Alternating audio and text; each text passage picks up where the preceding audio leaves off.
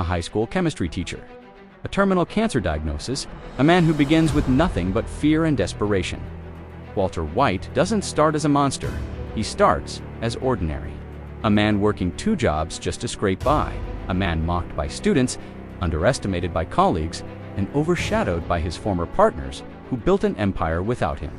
A man trapped by money, by illness, by the crushing realization that his life has amounted to very little.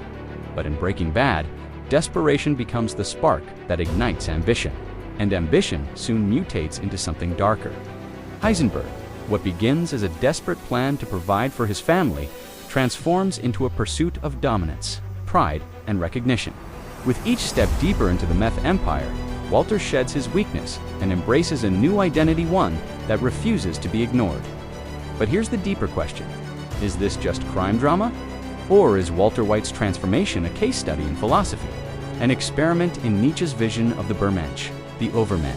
And if so, what does his downfall reveal about the dangers of moral relativism when right and wrong bend under the weight of ambition? Nietzsche believed that life is not governed by divine morality, but by the will to power, the drive to expand, create, and dominate. Walter begins as powerless.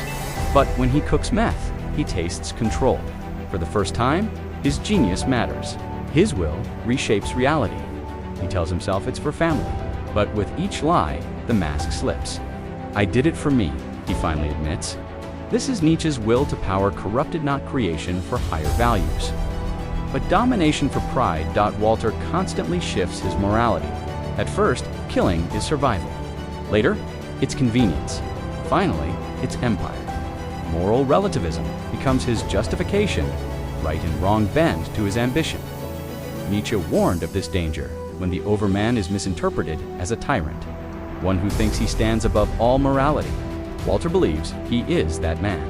He tells Jesse, "I am the danger." But Walter isn't the Übermensch. He doesn't create new values, he destroys old ones and replaces them with ego. His empire is built not on freedom, but on fear. True strength, Nietzsche argued, is to affirm life, to embrace suffering, and create meaning. Walter instead uses suffering as fuel for control. The tragedy of Heisenberg is that he mistakes power for greatness. His story reveals the cost of confusing freedom with domination. His fall is not just criminal, it is philosophical. Breaking Bad doesn't just tell the story of a man who breaks bad. It's the story of what happens when power meets desperation. And desperation transforms into pride.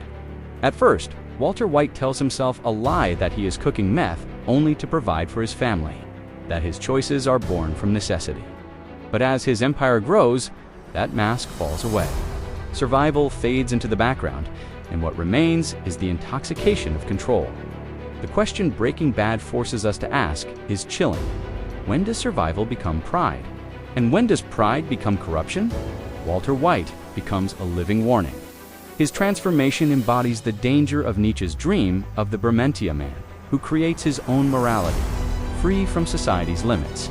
But without compassion, without humility, that freedom collapses into tyranny. Walter doesn't transcend humanity, he abandons it. His values shrink until they revolve only around himself, his pride, his ego, his empire. And maybe that's why his story haunts us long after the final episode. Because Walter White isn't just a fictional villain, he's a mirror. He shows us how easy it is to rationalize ambition as love, cruelty as necessity, domination as destiny. He whispers a terrifying truth. The line between man and monster isn't written in blood, fate, or destiny. It's written in choice. So ask yourself, if power stripped away your excuses, what would remain? Purpose or pride? Would you rise above circumstance or let ambition consume you? Walter White chose pride. And in doing so, he became Heisenberg. But the greater danger isn't that he did, it's that we could too.